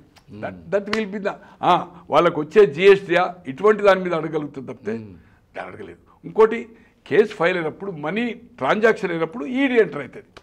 ఈడీ కూడా ఇండిపెండెంట్ కదా, మీరు తెలుసు సార్. సిబిఐ కానీ, ఈడీ కానీ, ఎలక్షన్ కమిషన్ కానీ. ఇప్పుడున్న పరిస్థితి అట్లా లేదు. కాంగ్రెస్ జమాన్ నుంచే స్టార్ట్ అయింది. ఇప్పుడు ఇంకెక్కువ ఇంటర్ఫరెన్స్ కేంద్ర ప్రభుత్వం జోక్యమవుతున్నది. ఎన్నికలు నడుస్తూ ఉంటే కూడా ఇన్కమ్ ట్యాక్స్ రైడ్ అవుతున్నది. సీఎంల సిద్ధరామయ్య గారిది కానీ, అప్పుడు అహ్మద్ పటేల్ రాజ్యసభ చేస్తూ ఉంటే గుజరాత్ నుంచి ఇక్కడ క్యాంప్ వేస్తే శివకుమార్ గారి ఫామ్ హౌస్లో శివకుమార్ గారి ఇల్లు రైడ్ అయింది. ఐటీ రైడ్లు ఎన్నికల్లో జరగదు. ఎప్పుడు ఐటీ రైడ్ జరగదు. మనీ ట్రాన్సాక్షన్ పోలీసు పట్టుకుంటుంది, కానీ ఐటీ రైట్స్ అనేది జరగదు. బట్ ఈ హయాంలో జరుగుతుంది సార్. ఏది ఏమైనా రాజకీయ విలువలు పోయినాయి. ఈ అటానమస్ సంస్థలు కూడా ఏదైతుందో కంట్రోల్ బై ఏ గవర్నమెంట్ అంటే నామినేట్ వాళ్ళే చేస్తారు కదా సార్. అవును సార్, ఈడీ ఎవరిని పెద్దం చేయాలి, ఎలక్షన్ కమిషన్ ఎవరిని చేయాలి, స్టేట్ ఎలక్షన్ కమిషన్ ఎవరు చేయాలి, గవర్నమెంటే కదా సార్. అవును. సో ఆటోమేటిక్గా గవర్నమెంట్ మాట వింటున్నారు.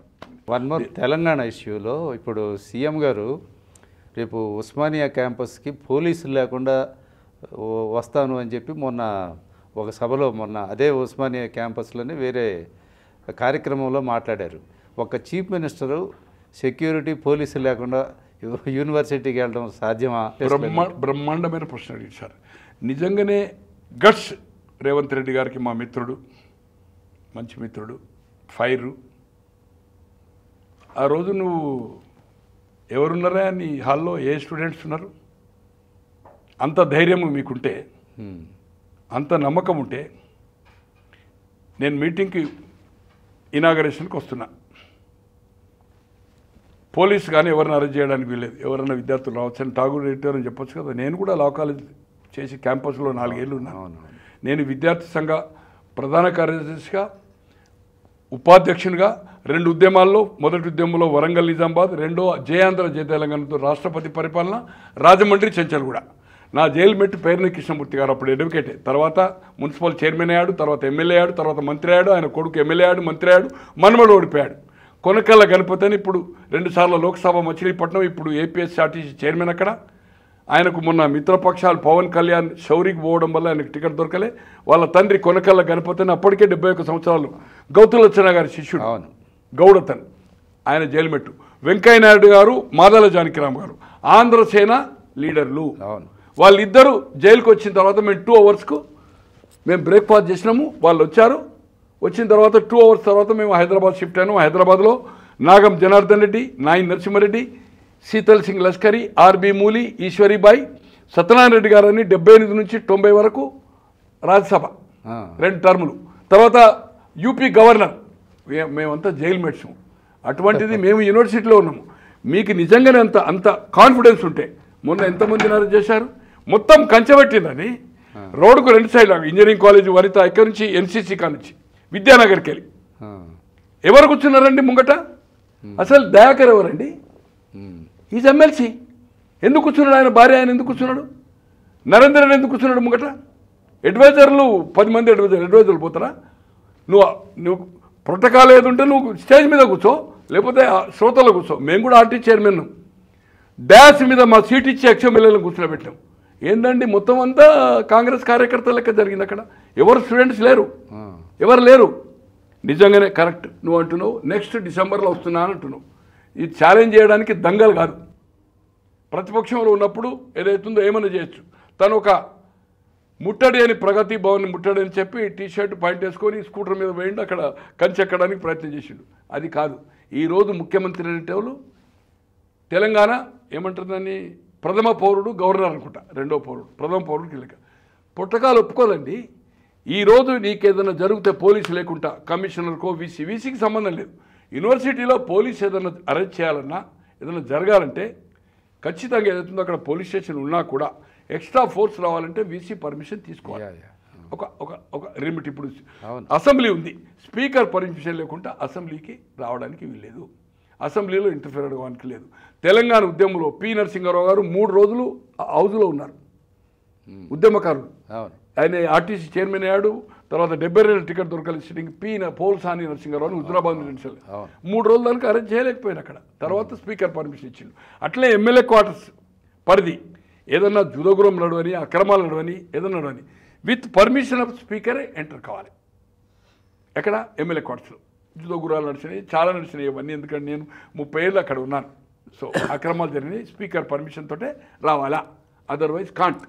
అలాగే ఏదైతుందో ఈరోజు ముఖ్యమంత్రి కాంట్ గో. అతను పోయేది ఉంటే సెక్యూరిటీ ఒప్పుకోదు. ఒప్పుకుంటే ఏదైనా జరిగేది ఉంటే they will be the suspend. అట్లే హోమ్ సెక్రటరీ కానీ డీజీపీ కానీ సస్పెండ్ చేస్తారు అంతే. వితౌట్ సెక్యూరిటీ, నీ పర్సనల్ కాకుండా అక్కడ బందోబస్తు లేకుండా ముఖ్యమంత్రి పోలేడు. అది రాజ్యాంగంలో ఒప్పుకోరు. రాజ్యాంగ పరంగా అది సాధ్యమయ్యే పని కాదు. ఇది దంగలు కాదండి, తప్పు. కోదండ రామును చేస్తా 15 రోజులు చేస్తే ఎవడు అడ్డుకుంటాడో ఏంటది? అరే నీకు రాజ్యాంగ పరంగా ఇచ్చింది, నువ్వు నామినేట్ చేయి. అంతకుముందు రాజ్యాంగ పరంగా ఇచ్చింది హైకోర్టు కానీ సుప్రీంకోర్టు కానీ పోవచ్చు. ఎందుకున్నాయి కోర్టులు? ఎందుకున్నాయి? మనం ఇష్టం ఉన్నట్టు రాచరికం చేయడానికి రాచరిక పరిపాలన కాదు ఇది. ప్రజాస్వామ్య వ్యవస్థలో కొన్ని పద్ధతులు ఉంటాయి. ఇవాళ తనే కేసు ఫేస్ చేస్తున్నాడు కదా, ఓటుకు నోటు కేసు చేస్తున్నాడు కదా, స్టే తెచ్చుకున్నాడు కదా. ఇప్పుడు కోర్టు కూడా బదిలీ అవుతుంది కదా. మరి కోర్టులు ఎందుకనంటే ఎట్లా? మరి ముఖ్యమంత్రి నువ్వు కొట్టేసుకో. కానీ అది పద్ధతి కాదు. ముఖ్యమంత్రి గారి ప్రసంగంలో అలా చెప్పడం, ఒక్క పోలీసు రావడం లేదు, ఎవరైనా రానియండి, అది జరిగే పని కాదు. నిజంగానే రేవంత్ రెడ్డి గారి చిత్తశుద్ధి ఉంది. విద్యార్థులు రావాలి, భావి పౌరులు కావాలని స్పీచ్లు ఇస్తుండ్రు కదన్నా.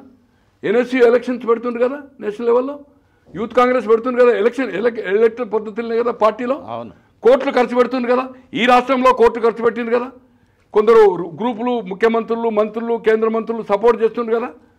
సో కమాన్, ఇవాళ యూనివర్సిటీ ఎలక్షన్స్ 68 నుంచి లేవు ఇప్పటివరకు. అంటే కాలేజీలో అవుతుంది. Last election 68 November only Osmania university election. నేను అప్పుడు ఆఫీస్ బేరాను. మల్లికార్జున్ మా ప్యానెల్లో జయపాల్ రెడ్డి గారికి వ్యతిరేకంగా ఒక ప్యానెల్ పెట్టాం. లక్ష్మీనారాయణరావు అని, ఇప్పుడు పైల్వాన్ హనుమంతరావు ఉన్నాడు కదా ఎమ్మెల్యే, వాళ్ళ బాబాయ్ లా కాలేజ్ ప్రెసిడెంట్ ఉండే, మా ఉస్మానియాకు president. Lady vice president Sasikala Mastana. ఇది against Jaipal panel. Narayana Das lead by Das, వాళ్ళకి జనసంఘం సపోర్టర్స్. నరసింహారెడ్డి అని, సూర్దాస్ అని, మన జార్జ్ రెడ్డి కేసులో ఉండే. నరసింహారెడ్డి ఆర్ట్స్ కాలేజ్ 2 సార్లు వైస్ ప్రెసిడెంట్, గన్పూర్ ఇప్పుడు బతుకున్నాడు. సూర్దాస్ రెడ్డి బతుకున్నాడు. నారాయణ దాస్ గారు చనిపోయాడు. Lead by. దాంట్లో Osmania medical college of Basheerbagh general secretary ఎవరు? మల్లికార్జున్ గారు. మా ప్యానెల్లో లక్ష్మీనారాయణ ఓడిపోయి, వెంకటరామరెడ్డి గారని మాజీ ఎమ్మెల్సీ ఇప్పుడు నిజామాబాద్ ఓడిపోయాడు. జయపాల్ రెడ్డి గారి ప్రెసిడెంట్ గెలిచి మా ఓడిపోయి ఎంటైర్ మా ప్యానెల్ గెలిచింది. Lady vice president Sasikala Mastan, gents Arif అని ఇప్పుడు నాంపల్లిలో ఉన్నది.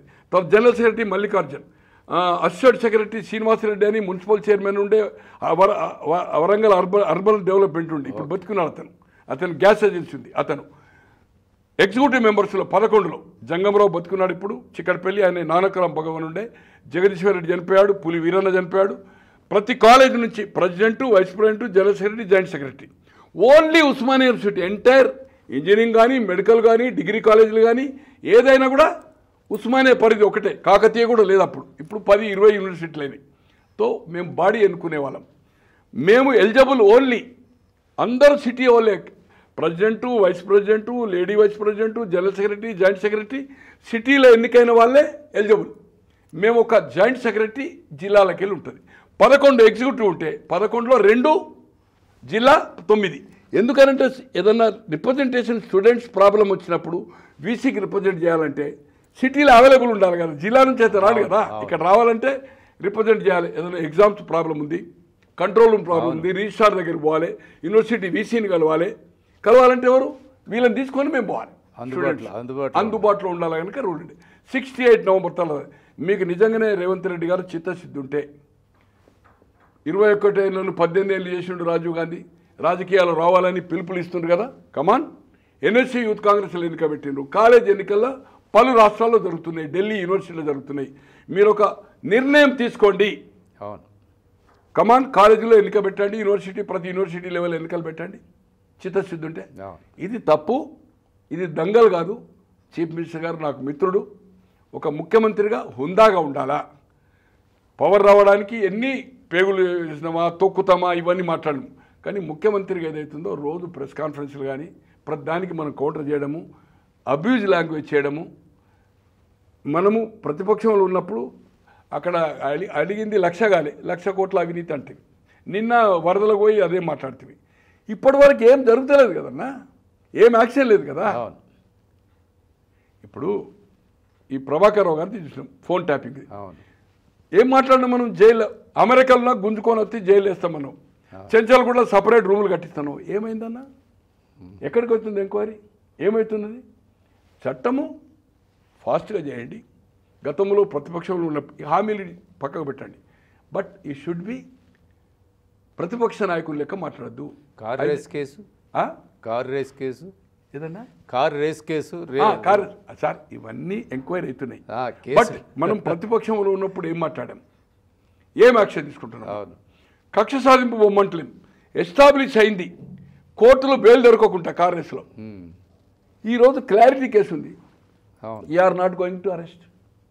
ఎలక్షన్ షెడ్యూల్ ఇష్యూ అయినాక క్యాష్ ఇష్యూ అయింది, డైరెక్ట్ ఓరల్ ఇన్స్ట్రక్షన్ ఇచ్చిండు, డైరెక్ట్ ఎవిడెన్సెస్ ఉన్నాయి. ఫోన్ ట్యాపింగ్ మీరే చెప్పిండ్రు.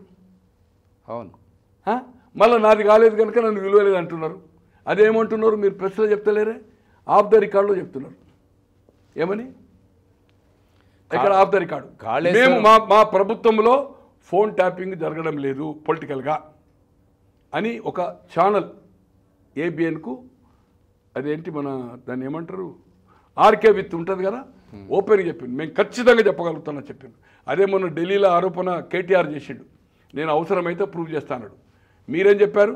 పత్రికా ముఖంగా చెప్పలే, ఆఫ్ ద రికార్డు చెప్పిండ్రు జరగడం లేదనేది. కొన్ని స్కూప్స్ వచ్చినాయి కొన్ని పత్రికల్లో, ప్రతి పాయింట్ ప్రతి విషయం తెలుస్తుందని. ఎట్లా తెలుస్తుందండి? ఫోన్ ట్యాపింగ్ ఛాన్స్ ఉంది కదా.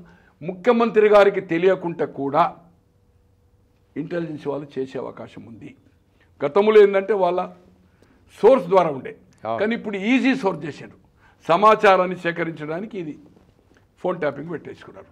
ఇంతకుముందు ఇన్ఫార్మర్సు నాయకులతో టచ్ ఉంటుండ్రి, ఇప్పుడు కష్టపడకుండా ఈవెన్ ఎలక్షన్ కూడా నేను చెప్తున్న పోయినసారి కేసీఆర్ ఇంటెలిజెన్సీ ఏముంటుంది అనేది ప్రతి జిల్లాలో తిరిగి వాళ్ళు చేయాలి. అటువంటిది వీళ్ళు కూడా సర్వే చేసి ముఖ్యమంత్రికి ఇచ్చేసారు. ఈ పాకెట్ మనీ ఉంటుంది కదా సార్, ఇంటెలిజెన్సీ అంటే ఈజీ మెథడ్ అయిపోయింది. ఏది ఏమైనా రేవంత్ రెడ్డి గారు హుందాగా ఉండాలా. యూనివర్సిటీ పోతున్నా అని ఛాలెంజ్ కాదు, 1000 కోట్లు సంతోషం, కానీ నేను వస్తున్నా ఒక పోలీసు వాడు ఉండద్దు. ఇట్ విల్ నాట్ అలో, చట్టం ఒప్పుకోదు. ఏదన్నా జరగడానికి జరిగితే they will be the suspect. Kaleshwaram మీద కమిషన్ వేసి కొంతవరకు వాళ్ళు విచారణ అయితే పూర్తి చేయగలిగారు కదా. చేసిండు సార్, బట్ ఘోష్ కమిషన్ ఇచ్చింది, కేసీఆర్ గారిని పిలిచిండు. ఇది క్యాబినెట్ నిర్ణయం కాదని ఏదైతుందో రాజేందర్ గారు క్యాబినెట్ నిర్ణయం అన్నాడు, హరీష్ క్యాబినెట్ నిర్ణయం అన్నాడు, కేసీఆర్ అన్నాడు. అదే అప్పుడున్న తుమ్మల నాగేశ్వరరావు కాదన్నాడు. ఈ ప్రభుత్వము 1000-2000 పేజీ అవుతుందో క్యాబినెట్ నిర్ణయం కాదు, రాటిఫికేషన్ చేశాడు. క్యాబినెట్ నిర్ణయం కాదని ఘోష్ కమిషన్కి ఇచ్చింది. చర్యది మరి అదే ఇప్పుడు దాన్ని సార్ నేను చెప్తున్నా సార్, అంటే నేను మిడిమిడి అసెంబ్లీలో చర్చ సార్ మిడిమిడి జ్ఞానంతో చెప్తున్నాను. కార్ రేసులో కేటీఆర్ అరెస్ట్ చేయొచ్చు, కాళేశ్వరం కేసులో మన ఈయన చేయొచ్చు, ఫోన్ ట్యాపింగ్లో కూడా ఏదైతుందో 100% ఏదైతుందో it is boss order. Sir ఒక ముఖ్యమంత్రి తెలియకుండా ఎట్లా చేస్తారు సార్? ఎవరు బాధ్యత సార్? అది దేశ భద్రతకు ఏదైతుందో టెర్రరిస్ట్లా, నక్సలైట్సా, ఐఎస్ఐలను చేయాలి. అది కేంద్ర చట్టము, హోమ్ సెక్రటరీకి ఇస్తారు, అది రివ్యూ చేయాలి, డిస్ట్రాయ్ చేయొచ్చు. చెప్పి క్లారిటీకి ఇప్పటి వరకు ఏదైతుందో దాన్ని ఏదైతుందో హారాంగా పొద్దున ఇప్పుడు అది కూడా బంద్ చేసిండ్రు. ఎవరండి చేసిన వాళ్ళు? ఆ కమిటీ ఏదైతే వేసిండ్రో నేను కూడా పోయినా, నా ఫోన్ కూడా ట్యాపింగ్ అయింది కదా, లిస్ట్లో ఉంది. డిఎస్పి ఒక ఎస్ఐ ఆ పోలీస్ స్టేషన్ ఉందిగా బంజారా పోలీస్ స్టేషన్లో, అరే ఇంత పెద్ద సబ్జెక్ట్ను ఒక ఐపీఎస్ను ఒక అధికారి చేయాలి, అది అక్కడ డీసీపీ ఏసీపీ అన్న, ఏసీపీ అంటే డిఎస్పీ నాట్ ఐపీఎస్. అవును, డీసీపీనే ఐపీఎస్ వాళ్ళు కన్ఫామ్ ఐపీఎస్. అతను ఏదైతుందో ఏం ట్యాకిల్ చేస్తాడు, డిఏజీ చేసినోడు, ఎస్పీ ర్యాంక్ వాడు మొత్తం చక్కర్ ఆయన ఏమి ట్యాకిల్ చేస్తాడు చెప్పండి. ఒక టీం వేయాలి కదా, అది ఒక నవ్వులాట నడుస్తుంది సార్ అక్కడ. ఏది మన బంజారా పోలీస్ స్టేషన్లో నేను 3 గంటలు ఉన్నాను కదా, నేను ఉన్నప్పుడే ప్రభాకర్ రావు గారు వచ్చారు కదా. ఈ డిలే ప్రాసెస్ వల్ల జనంలో గవర్నమెంట్ మీద సార్ నమ్మకం పోతుంది కదా. నమ్మకం పోయింది, ఆ ప్రతిష్ట, లోకల్ బాడీల ఎఫెక్ట్ అవుతుంది. ఎప్పుడు జరగనంత రేపు లోకల్ బాడీలో కనువిప్పు జరిగే రిజల్ట్స్ రాబోతున్నాయి తెలంగాణలో. ఇప్పుడు బీజేపీకి 2 నుంచి 3 జిల్లా పరిషత్తులు వచ్చిన ఆశ్చర్యపోవద్దు. Nizamabad 100% is BJP, 100% BJP. 31 జెడ్పీటీసీలు ఉన్నాయి, 31 మండలాలు ఉంటాయి జెడ్పీటీసీ ఓటర్స్. నిజామాబాద్, ఆర్మూర్, బాలకొండ, బోధన్ అంటే 3 మున్సిపాలిటీలు అనుకోండి. నిజామాబాద్ కార్పొరేషన్ కానీ రూరల్, నిజామాబాద్ రూరల్ అనుకోండి. అలాగే మన బాన్స్వాడలో 2, ఇవి 29. 31లో 16, 17కు ఒక 4 సర్వేలు. కానీ మేము కూడా సమాచారం 100 మందితో మాట్లాడము, ఒక 50-60 మందితో మాట్లాడాను నేను డిఫరెంట్ పార్టీలతో. It is going to the handy. అంటే నిజామాబాద్ జిల్లా ఇప్పుడు ఉమ్మడి జిల్లా కాదు, నిజామాబాద్ కొత్త జిల్లాలో జిల్లా పరిషత్ చైర్మన్ 31 జెడ్పీటీసీలో 16కు తగ్గకుండా 13, 14 వచ్చిన, కాంగ్రెస్కు 4, 3 బీఆర్ఎస్కు ఫైట్ ఒక 5 ఉన్నాయి. దేంట్లో చూసినా 14, 16, 17, 18 ఉన్నాయి 4 సర్వేలు. అక్కడ ఒక మిత్రుడు నాకు చెప్తే ఏదైతుందో ఒక నేషనల్ లెవెల్లో ఫేమస్ అయిన ఒక పీపుల్స్ పల్స్ రవిచంద్ర మీరు పేరున్నారు కదా, చేయించాము. పర్ఫెక్ట్ ఏదైతుందో హ్యాండీ. ఇంకా కొన్ని నేను చెప్పదు, ఇది లోకల్ బాడీ ఇష్యూ కాదు, మనం వేరే ఇష్యూలో పోతున్నాం.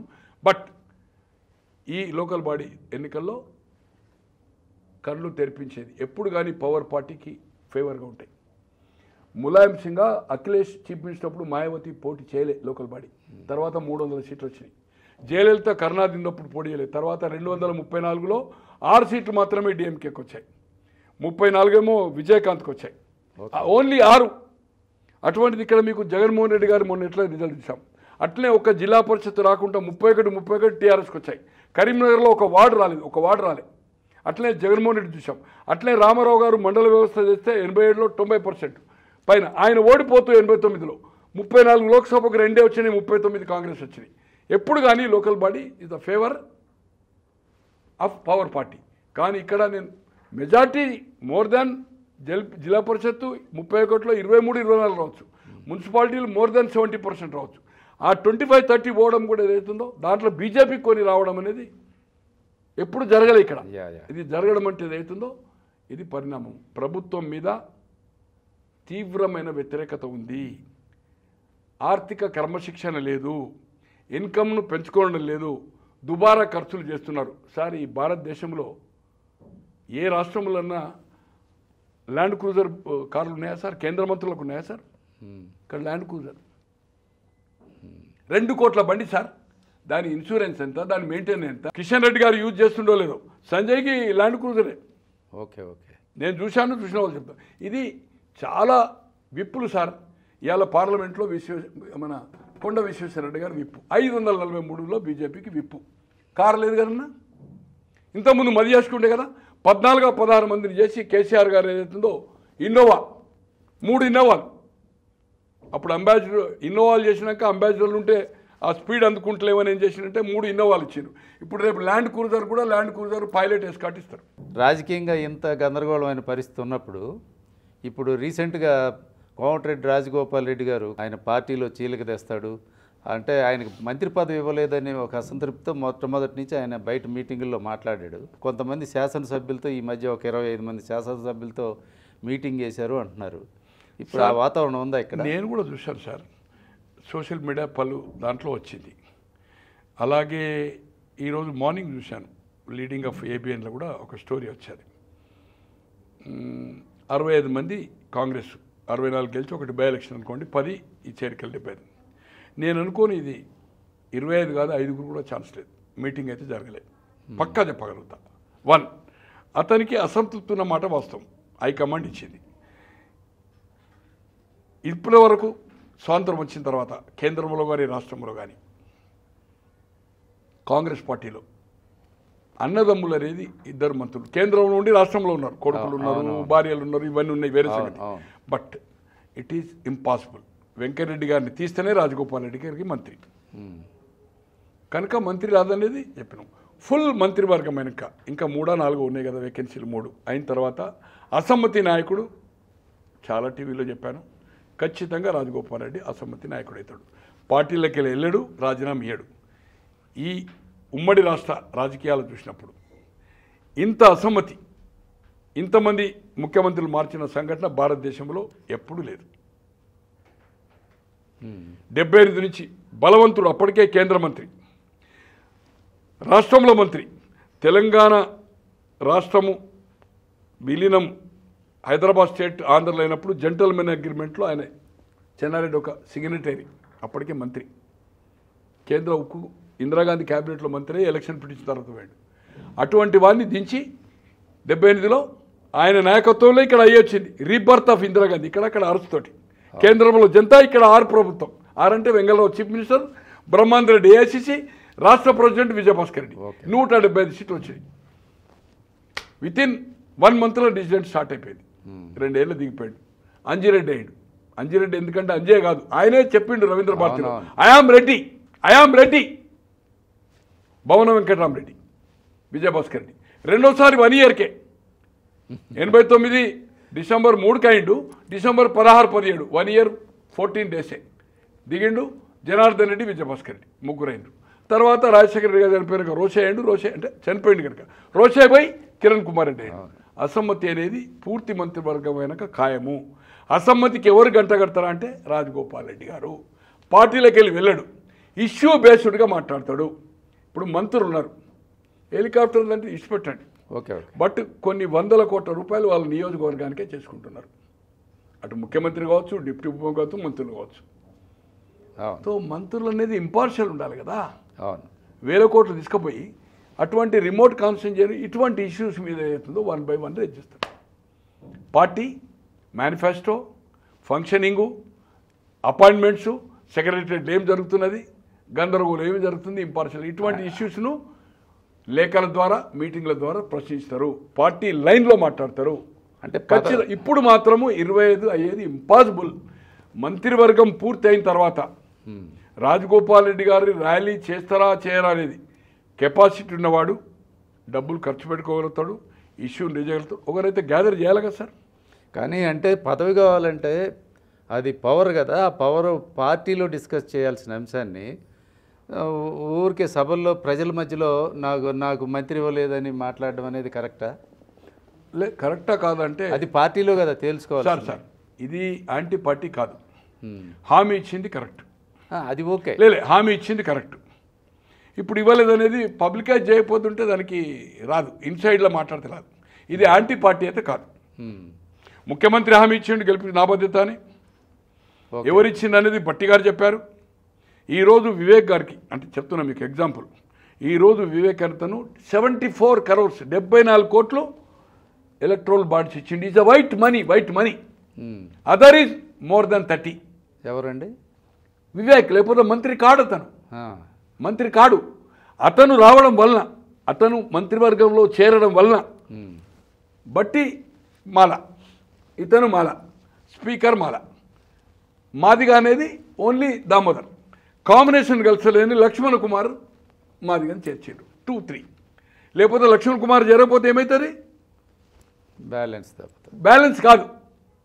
తో ఇక్కడ రిప్రజెంటేషన్ చూసినా, పర్సంటేజ్ చూసినా, అటు బీసీలను లెక్కబెట్టినా, ట్రైబల్ లెక్కబెట్టినా, మైనార్టీ లెక్కబెట్టినా ఓవర్ రిప్రజెంటేషన్ దళితుల్లో జరిగింది. 17% కదా సార్.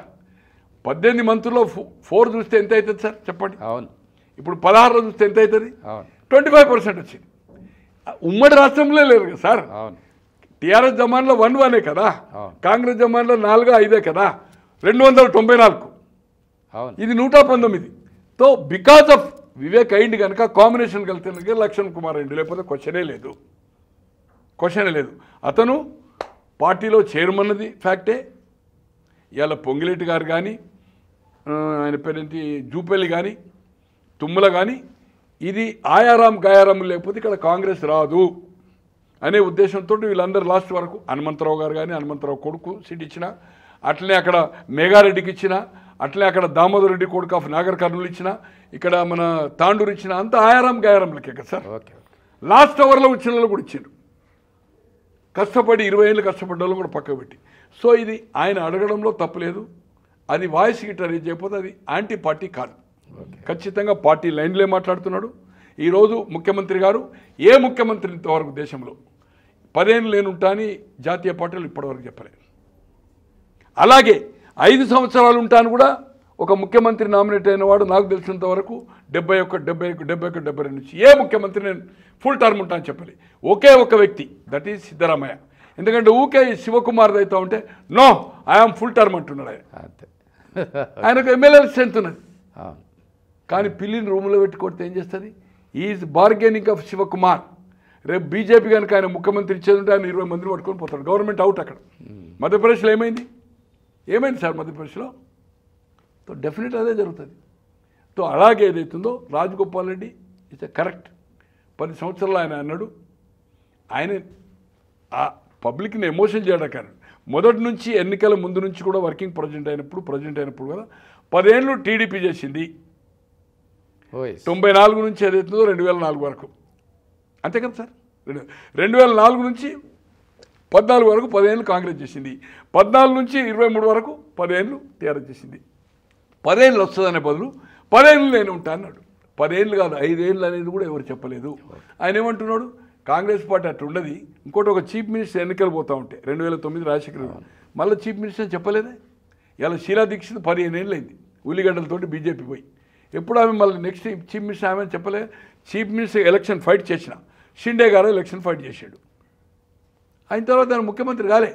దామోదరం సంజయ్ గారు ఒకే ఒకసారి SC no BC no SC no tribal. ఇక్కడ ఉమ్మడి రాష్ట్రంలో కానీ సపరేట్ కానీ అటు ఆంధ్ర ఉన్నప్పుడు కానీ హైదరాబాద్ స్టేట్ ఉన్నప్పుడు కానీ కంబైండ్ అయినప్పుడు కానీ సంజయ్ గారు 60 62లో ఆయన ఏసీసీ ప్రెసిడెంట్ అండి ఎలక్షన్ జరిగిపోయి 62లో ఆయన నాయకత్వంలో అంటే ముఖ్యమంత్రి అప్పుడు పీసీసీ డమ్మీ అంతా ముఖ్యమంత్రి నడిపేవాళ్ళు. 89 తర్వాత పీసీసీలు బెంగళూరు హయాంలో కూడా ముసలయ్యలు ఇస్మాయిల్ వాళ్ళు అసలు పీసీసీ ప్రెసిడెంట్ అంటే కౌంటే కాదు. ఓన్లీ అంతా సీఎం పేసీనే నడవాలి, సీఎంఏ గాంధీ భవన్ కాదు. తో సంజయ్ గారిని ఇమీడియట్ మళ్ళీ కేంద్రం తీసుకొని మళ్ళీ సంజయ్ రెడ్డి గారు వచ్చారు 62లో. ఒక హైకోర్టు డిసిషన్ తోటి ఆయన రిజైన్ చేసిండు 64లో. బ్రహ్మానంద రెడ్డి గారు 71లో తెలంగాణ ఆంధ్ర మూమెంట్లో ఆఫ్టర్ పార్లమెంట్ ఎలక్షన్ దిగిపోయి మొదటిసారిగా తెలంగాణ ముఖ్యమంత్రి పివి గారు అయ్యారు 71 సెప్టెంబర్. బట్ ఇతను అనడం తప్పు, ఆయన రేజ్ చేసింది కూడా కరెక్టే. రాజగోపాల్ రెడ్డి గారు బహిరంగ మాట్లాడినా కూడా తప్పు మాట్లాడడం లేదు. అతను పార్టీ లైన్లే మాట్లాడుతున్నాడు. పార్టీ అతని మీద యాక్షన్ తీసుకోలేదు పక్కా. ఓకే. ఈ టీటీఆర్ బాండ్లు ఇష్యూ మీద గొడవ అవుతుంది. మొన్న భూమన కరుణాకర్ రెడ్డి గారు దాన్ని శ్రీలక్ష్మి మీద ఆవిడ మీద వ్యక్తిగతంగా విమర్శలు కూడా చేశారు. మరి అంటే అసలు ఆ పార్టీలో మరి అట్లా ఒక లేడీని ఈవిడ 1.5 లక్ష చీర కడుతుంది, అది విగ్గులు పెడుతుంది అని కూడా మాట్లాడారండి. అసలు ఏంటి ఆ గొడవ ఏంటి? కానీ నేను అనుకుంటున్న దాన్ని పెద్ద ఫాలో కాలే. అది ఏం బాండ్స్ అనేది నాకు తెలియదు. బట్ ఎన్నికలు కంటే ముందు ఆయన టీటీడీ మన తిరుపతి దేవస్థానం 2వ చైర్మన్ అండి. ఎన్నికల ముందు వాళ్ళకి టికెట్ ఇచ్చి షార్ట్ పీరియడ్ సుబ్బారెడ్డి గారు తర్వాత అయ్యాడు కదా లాస్ట్లో. తో అతని మీద టీడీపీ అప్పుడు నేను చూశాను స్టేట్మెంట్స్, దీంట్లో ఏదో ఫ్రాడ్ చేశాడని అదే బాండ్స్ మీద. బట్ ఈరోజు అనుకోకుంటే ఏదైతుందో లక్ష్మి గారు is a very confident of Rajasekhara Reddy గారు ఇక్కడ మైండ్స్ పోషించాడు. 5-6 నెలలు జైలుకు పోయింది నాకు తెలిసినంత వరకు. ఇసుక అనేది ఉండే నాకు తెలిసిన వాళ్ళు పోతే ఎరగెంట్గా యాజ్ ఆర్టీసీ చైర్మన్గా నేను ఆమెను కలిశాను. ఆమె బిహేవియర్ ఆమె చూస్తే నేను భరించలేకపోయాను. అంటే నాకు ముఖ్యమంత్రి నా జేబులో ఉన్నాడు చెప్పినా కూడా బాగా ఫుల్ కరప్ట్. ఇప్పుడు అక్కడ కూడా ఏదైతుందో బాగా చేసింది. నేను అనుకుంటున్న వీళ్ళకేదో వాటాలో గతంలో ఈయనను కూడా కేర్ చేయలేదేమో. సేమ్ ఇక్కడే రాజశేఖర రెడ్డి గారు అప్పుడు నేను నా స్వయంగా పోయిన కదా, ఈయన ఎవరు నాకు జగన్మోహన్ రెడ్డి గారు. అసలు యాక్చువల్గా ఆమె తెలంగాణ, అవును, ఆయన ఢిల్లీలో అప్పుడు ఉండే ఆ ప్రభుత్వానికి మళ్ళీ మద్దతు లాబింగ్ చేసి రాజ్యసభలో ఈయన స్ట్రెంత్ ఉండే కనుక, వాళ్ళకి అవసరం కనుక అప్పుడు షార్ట్ ఫాల్ ఉండే, అవును, తో ఆయన చేయించి తీసుకొచ్చాడు. ఇప్పుడు ధర్మారెడ్డి గారు అన్నారు ఎగ్జాంపుల్, రాజశేఖర రెడ్డి గారి పేరులో ఉండి మళ్ళీ ధర్మారెడ్డి గారి కేంద్రం నుంచి జగన్మోహన్ రెడ్డి గారు తీసుకొచ్చారు. న్యాచురల్గా లోక్సభ 21 ఉండే ఆయనకు, రాజ్యసభలో స్ట్రెంత్ ఉండే 6, 7, లాస్ట్ వరకు 11 అయింది అనుకోండి. బట్ వాళ్ళకి రాజ్యసభలో కూడా అవసరం ఉండే, తో అప్పుడు లోక్సభ అవసరం లేకుండే, రాజ్యసభ కావాలి కదా, లోక్సభలో బిల్ అయినప్పుడు రాజ్యసభలో మెజార్టీ ఉండాలి కదా, తో చేసింది. ఏది ఏమైనా ఎక్కడో సార్ నేను నిన్ననే తెల్లారంగా చూశాను, 11 విగులు లెక్క చెప్తాను. అంటే ఈయనక వాళ్ళిద్దరికి ఎంతో సంబంధాలు ఉన్నట్టే కదా, లావాదేవీలో పర్సంటేజ్ ఇవ్వనట్టే కదా. 11 విగ్గులు 50 లక్షలు ఫిగర్ కూడా చెప్తున్నాడు. విగ్గులు అని చెప్పాలి కానీ విగ్గు రోజు ఒకటేస్తుందని చెప్తున్నాడు. 11 అని మెన్షన్ చేసిండు. 11 అంటే ఆయన ఇంటికి సంబంధాలు ఉన్నట్టే కదా, లక్ష్మి గారితో పోవడం రావడము ఉన్నట్టే కదా. ఆ పంపకంలో ఏదో ఇబ్బంది జరిగింది. ఏది ఏమైనా భూమా నాగిరెడ్డి గారు, భూమా కరుణాకర్ రెడ్డి గారు నాకు మంచి మిత్రుడు, వామపక్షాల నుంచి వచ్చినోడు, అవును, జైలుకు పోయినోడు ఎమర్జెన్సీలో, రాజిరెడ్డి గారు అప్పుడే పరిచయం. ఈరోజు ఆయన తిరుపతి వాసి కాదు, ఎమ్మెల్యేగా అయ్యాడు, ఓడిపోయాడు, తిరుపతి ఇవ్వచ్చు. కానీ నేను కూడా అడిగితే నేను ఎవరిని రికమెండ్ చేయన్నవాడు. నేను ఎప్పుడు ఆయన అడగల దర్శనం కూడా. పోయినసారి ఎలక్షన్ ముందు మాత్రం ఒకటి, ఎవరో నా మిత్రులు, దళిత మిత్రులు, ఒక ఎక్స్ సర్పంచ్ వాళ్ళు పోతే అది ఒకటేసారి I asked A favour, but I never asked favour. But మంచి మిత్రుత్వం. ఆయన పాదయాత్ర కూడా రాజశేఖర రెడ్డి గారు చేసినప్పుడు పలుసార్లు రాంబాబు వీళ్ళందరికీ ఏతుందో భోజనాలు నేను నెంబర్ ఆఫ్ ఒక 10 ప్లేస్లు పుస్తకాలు కూడా రాసిండు. కానీ నేను ఫేవర్ అడగలేదు. నన్ను కూడా ఆర్టీసీ చైర్మన్ ఉన్నప్పుడు ఆయన ఫేవర్ అడగలేదు. కానీ పేరు మాత్రము ఇప్పుడు వాళ్ళ బ్రదర్, ఆయన వామపక్షం, ఆయన పేరేంది, భూమన పేరు ఉంది ఆయన పేరు, ఆయన కూడా భూమన్నే కదా ఆయన పేరు, భూమనే వచ్చేది, భూమనేదో అంటారు మొత్తానికి. వాళ్ళ అన్నను కూడా తిరుపతి ఏదో ప్రచారం చేసేసాడు. అది ఫేవరే కదా. నువ్వు చైర్మన్ ఉండి నీ ఒక కుటుంబ సభ్యున్ని అక్కడ చేయడం అనేది తప్పు కదా, చాలా తప్పు కదా. దాని మీద కూడా విమర్శలు వచ్చినాయి. ఏది ఏమైనా అతని మీద తుడుచుకుంటాని కోసం ఇదేమంటారంటే దీన్ని కదిలించిండి. ఇప్పుడు దీని మీద ఇప్పటి వరకు టీడీపీ ఏదైతుందో ఎంక్వైరీ చేయలే అనుకుంటున్నా నేను. ఇప్పుడు నౌ స్టార్ట్, లక్ష్మి లూప్ లైన్లో పెట్టిండ్రు, దీని మీద ఇప్పుడు ఏదైతుందో ఎంక్వైరీ స్టార్ట్ అవుతుంది. ఎందుకంటే వీళ్ళు ఆల్రెడీ ఎన్నికల ముందు చంద్రబాబు గారు మాట్లాడినరు, పవన్ గారు కూడా తిరుపతిలో స్లిప్ ఇచ్చి మాట్లాడినట్టున్నది, లోకేష్ గారు కూడా వాళ్ళ పాదయాత్రలో మాట్లాడినట్టుంది. దీని మీద ఇప్పటి వరకు కదలిక లేదు. ఇప్పుడు నౌ స్టార్టెడ్ అంటే అవినీతి చేసిందని అంటే ఇక దీంట్లో ఆయనకి ఈయనకి ఏమైనా సంబంధం ఉందా అనేది తెలిసిపోతుంది కదా. బట్ ఆ రోజు టీడీపీ ఇతని మీద ఆరోపణ చేసింది, ఇతను దీంట్లో డబ్బులు కొట్టుకున్నాడు. ఇప్పుడు ఏదైతుందో ఎంక్వైరీ చేస్తారు. ఈ ఎంక్వైరీలో ఎవరైందని తెలుస్తుంది నేను అనుకుంటున్నా. బట్ క్లోజ్ రాజశేఖర రెడ్డి గారికి, క్లోజ్ జగన్మోహన్ రెడ్డి గారికి ఆయన ఏమైనా టార్గెట్ చేసిందంటే ఇంతకాలానికి, ఇప్పుడు ఇంతకాలం ఎందుకు చేయలేదు, చేయాలంటే ఇంకా ఆమె ఏదో ప్రొలాంగ్ చేసింది, ఇంకా సంథింగ్ ఆఫ్ లావాదేవీలో ఏదో జరిగినట్టుంది. సబ్జెక్టు కరెక్షన్ నాకు అనుమానం వస్తుంది. ఇంతకాలం తర్వాత ఇంత సబ్జెక్టును ఎక్స్పోజ్ చేసిందంటే అతని మీద వచ్చిన మచ్చను తుడిచిపెట్టుకోవడానికి ప్లస్ ఆమె మీద వేయడానికి. ఏది ఏమైనా దీని మీద మీ టోన్ టీవీ ద్వారా ఖచ్చితంగా తెలుగుదేశం కూటమి ప్రభుత్వం అక్కడ పవన్ కళ్యాణ్ గారు కానీ బీజేపీ కానీ దీని మీద 1000 కోట్ల అవినీతి జరిగిందంటుండ్రు కనుక ఆయన చెప్పినట్టుగా 11 విగులు, 11 అంటే 50, 11 కాదు 100 ఉండొచ్చు, అట్లనే 1.5 లక్షల చీరే.